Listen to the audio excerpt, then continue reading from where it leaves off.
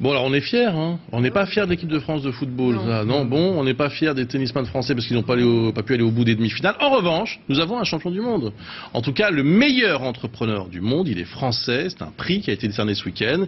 Il s'agit de Moed Altrad, homme d'affaires montpelliérain, d'origine syrienne, qui a donc reçu cette récompense samedi à Monaco. Voilà, et le moins qu'on puisse dire, c'est qu'il a un parcours atypique. Hein. Alors c'est un prix effectivement qui dessine le World Entrepreneur. Il est décerné par, on dit EY aujourd'hui, hein, c'est Ernst & Young, et puis l'Express.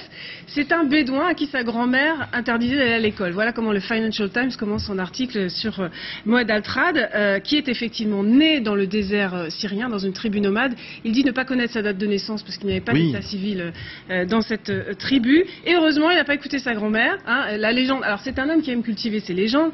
Et en tout cas, la légende veut qu'il allait quand même à l'école, regardé par un petit trou dans la classe, que l'instituteur l'a repéré, que de fil en aiguille, il a eu une bourse pour aller travailler et étudier en France, qu'il a passé son concours d'ingénieur informatique. Et voilà, aujourd'hui, c'est l'incarnation du self-made man. Il y a 30 ans, il a monté la société du même nom, donc Altrad, qui aujourd'hui est numéro 1 européen d'échafaudage et de matériaux de construction. Enfin, en tout cas, il fournit des matériaux de construction. Et c'est la première fois qu'un Français reçoit ce titre très convoité. Bon, il est très content, évidemment. Il a fait passer quelques messages aussi en recevant son prix. Oui, donc il a beau être 61e fortune française et puis faire une croissance de 20% par an dans son groupe, il a quand même voulu dire qu'il militait pour un capitalisme plus humain. Il faut s'arrêter avant d'être un robot qui ne pense qu'à faire de l'argent, a-t-il dit. Alors, il a d'autres passions, hein, ce qui rend le personnage assez attachant, l'écriture notamment. Il a écrit plusieurs romans.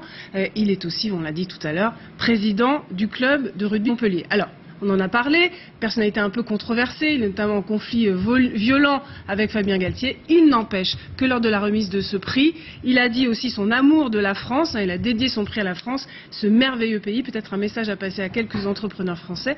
Ils ne sont pas nombreux à dire que la France est un beau pays. Merci beaucoup Claire.